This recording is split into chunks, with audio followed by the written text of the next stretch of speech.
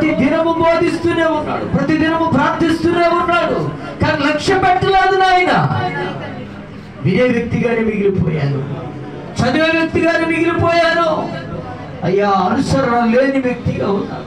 అనుసరించకే, నీ వాక్యం నా హృదయంలో లేకే అయ్యా, నీ వైపు తిరగకే, నీకు వ్యతిరేకమైన క్రియలను విడిచిపెట్టకే నా కుటుంబంలో అభివృద్ధి లేదయ్యా, నా బిడ్డల జీవితాల్లో అభివృద్ధి లేదు నైనా.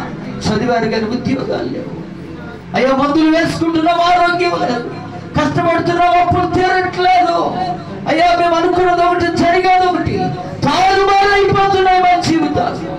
మా దైవజనుడు ఎంత కన్నీరు గార్చి ప్రార్థన చేసినా, మా సంఘం ఎంత కన్నీరు గార్చి ప్రార్థన చేసినా, మా పరిస్థితులు మారకపోవడానికి గల కారణం అయ్యా, నీ వాక్యాన్ని అనుసరించలేదు నాయనా. నీకు వ్యతిరేకంగా ఉన్న క్రియలు విడిచిపెట్టలేదు, ఇంకా రహస్యంగా వాటిని కొనసాగిస్తూనే ఉన్నాను. నన్ను క్షమించు నాయనా. భక్తులైన వారు పరాయి దేశానికి బానిసలుగా వెళ్ళిన, పరాయి దేశానికి బానిసలుగా వెళ్ళిన వారు ఏ పాపములో పడలేదు నాయన, ఏ అతిక్రమాలలో పడలేదయ్యా, ఏ అవిధేయతలో వారు పడలేదు నాయన. నన్ను క్షమించు నాయన. ఈ 2025 నూతన సంవత్సరంలో ఈ మొదటి నెలలో అయ్యా, నీ మాట చొప్పున నడుచుకుంటాను, నీ మాట నా హృదయంలో ఉంచుకుంటాను, నీ వైపు తిరుగుతాను, నీకు వ్యతిరేకమైన వాటిని విడిచిపెట్టుకుంటాను అని ప్రార్థన చేసుకోండి. ప్రభువా, ఎంతమంది బిడ్డలు ఈ మాటలు విని మన హృదయాల్లో భద్రపరుచుకొని తీర్మానము కలిగి ఉన్నారు, ఈ రాత్రి ప్రతి బిడ్డను మీరు దర్శించండి.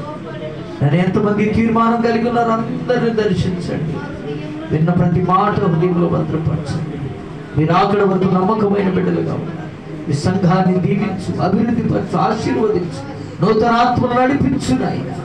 అయ్యా, దైవజనులకు మంచి ఆరోగ్యం ఇవ్వండి అయ్యా, మంచి ఆరోగ్యం ఇవ్వండి, దాసురాలకు మంచి ఆరోగ్యం ఇవ్వండి, బిడ్డలను దీవించండి ప్రభువా. ఇదిగో ఏమీ లేని స్థితిలో ఇక్కడ ప్రారంభించారు ఈ పరిచయం నైనా.